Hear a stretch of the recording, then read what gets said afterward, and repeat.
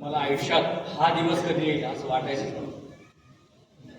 हा दिवस उजाडेल मी कधी स्वप्नातही पाहिलं नव्हतं. अशाच खूप साऱ्या आठवणी आहेत. माझा त्यांचा संपर्क म्हणजे मी मुंबईत जॉब करायचो तेव्हा माझ्या ऑफिसचं एक प्रेझेंटेशन, त्यांचे संबंध मंत्री असताना त्या ऑफिसचं एक प्रेझेंटेशन घेऊन गेलो होतो. प्रेझेंटेशन झाल्याच्या नंतर त्यांनी मला बोलवलं, नाव गाव विचारलं. मला म्हणे, व्यंकटेश आमच्यासोबत करता का म्हणले काम. त्यावेळेस मी जॉब करणारा माणूस, मी म्हटलं दादा असं असं आहे, माझं फॅमिली आहे, त्या गोष्टी आहेत, सोडून मला वेळ द्या म्हणून. बाहेर जेव्हा मी चर्चा केली किंवा ठीक आहे तो किंवा काय होईल, कारण मी सगळं नोकरी सोडून देऊन आणि काय करायचं. बाकीच्या काही लोकांनी सांगितलं की बाबा त्यांनी जर म्हणत असेल तर बिंदासपणे त्यांच्यासोबत राहा आणि त्यांच्यासोबत काम करत, तुला कुठेही कमी पडू देणार नाही. असा माझा त्यांचा पहिला परिचय. ना मी कोण्या नेत्यासोबत गेलो, सगळे होते बाकी नेत्यासोबत, ना कोण्या पदाधिकाऱ्यासोबत गेलो होतो. असा म्हणजे समाजातनं म्हणजे कोणी राहू द्या. नंतर ते म्हणतात की कोळशातनं हिरे शोधायचे काम जे आहे ते अजितदादांचं होतं, पवारसाहेबांचं होतं. पवारसाहेबांनी तसेच आज सगळीकडे पाहतो नवीन नवीन माणसं त्यांनी म्हणजे अगदी कुठेच नसताना आधी राजकारणात असे माणसं घडवले. तर प्रसंग तर खूप आहेत, खूप आहेत. असेच काही मी प्रसंग सांगतो. जेव्हा त्यांचा एक दौरा होता, उमरीला सभा होती, उमरीनंतर माहूरला जायचं होतं. पण मी त्यांना म्हटलं उमरी माहूरला जाताना तुम्ही तिकडनं जाण्यापेक्षा तामसा मार्ग या. तर अक्षरशः कधी ते म्हणजे बदलायचे नाही, तरी पण मी त्यांना एवढा आग्रह केला की त्यांनी मग हे केलं. तामशाला थांबले, हातगावला छोटेखानी कार्यक्रम ठेवला वसंतरावजी देशमुख यांच्याकडे आणि नंतर ते निघून गेले. अशी रागीट होता माणूस, सगळं होता. पण एखाद्याला जर जीव लावला तर असा शेवट पण आयुष्यात एवढा जीव लावायचा. दुसरा प्रसंग असाच, माहूरला त्याच वेळेस आम्ही गेलो, सकाळी दर्शनाला गेलो. तटकरे साहेब वरती दादाने गाडी त्यांच्या चपल्या ठेवल्यानंतर आम्ही वरती दर्शन करून आलो. आल्याच्या नंतर त्यांना टॉयलेटला जायचं होतं. आता मला माहिती होतं म्हणून मी शेवटपर्यंत चपल्या घेऊन गेलो. तर मग म्हणे अरे चप्पल कुठे आहे म्हणे घ्यायची. तर मग मला त्यांनी सांगितलं दादा माझ्याकडे. मग घेतली माझ्याकडे चप्पल आणि घातली की लगेच अरे किती जड आहे रे म्हणे तुझी ही चप्पल, किती अशी कशी चप्पल हे घालतो रे. म्हणजे प्रत्येक बारीक सारीक गोष्टीवर लक्ष होतं. एवढंच छोटं की आणि स्वच्छतेबद्दल सांगायचं, एकदा आम्ही त्यांच्यासोबत सुप्रियाताईच्या घरी गेलेलो.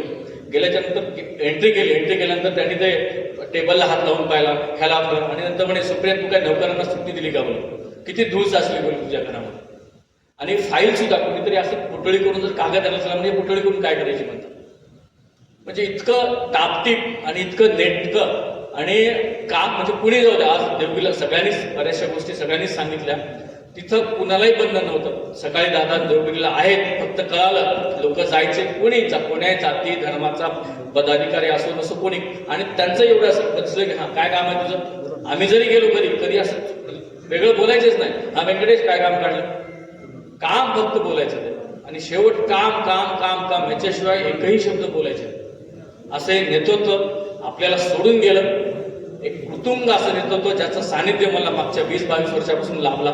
एवढंच त्यांचं मी भाग्य समजतो. माझा कुठल्याही माझ्या फॅमिलीमध्ये माझा माय बाप काका मामा कोणीही राजकारणी नसताना एवढ्या मोठ्या राजकारणाचा मला संबंध आला. सोबत पवारसाहेबांचा, त्याच्यानंतर दादाशी आल्यानंतर माझ्या सगळ्या राजकारणाशी संबंध आला. आणि ते साहजिकच होतं सोबत आजूबाजूला असल्यामुळं. पण एवढं असं नेतृत्व राजकारणात असं नेतृत्व हे मी पाहिलं नाही. पुढे भविष्यात काय होईल तेही सांगता येणार नाही. त्यामुळं आमच्या महाराष्ट्रातील सगळं परिवाराला, राष्ट्रवादी परिवाराला तसेच इतर सगळ्यांना अक्षरशः हा माणूस आणि जाताना अशी चटका लावणारी एक्झिट होईल हे सुद्धा कोणाला स्वप्नात नाही वाटलं. कारण आजारी सुद्धा ते कधी नाही पडायचे. कधीही त्याने म्हणजे आजारी बाबा कधी ऐकलं नसेल. ठीक आहे साधारण सर्दी घोडसा वगैरे व्हायचा तर इतकं असं. आणि लिफ्ट कधी 2-3 मजले असतील तर ते लिफ्टनं कधी जायचं नाही, कधी पायऱ्याने जायचं. ते म्हणायचे जेवढं मी चालू तेवढं तंदुरुस्त राहील.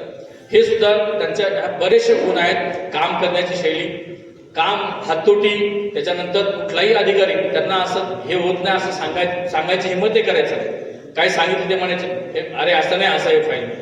एवढा प्रगल्भ अनुभव आणि प्रगल्भ गोष्टी या त्यांच्या आमच्यासारख्याच्या मायासारख्याच्या सामान्य माणसाच्या मनात ठेवून गेले. एवढं असं कुटुंब नेतृत्व आणि सगळ्यांना त्यांनी जे गेलं त्यांना काहीतरी देण्याचाच प्रयत्न केला आणि मलाही खूप केला. आणि काही देण्यासारख्या गोष्टी राहूनही गेल्या, आता ते त्यांच्यासोबतच गेल्या.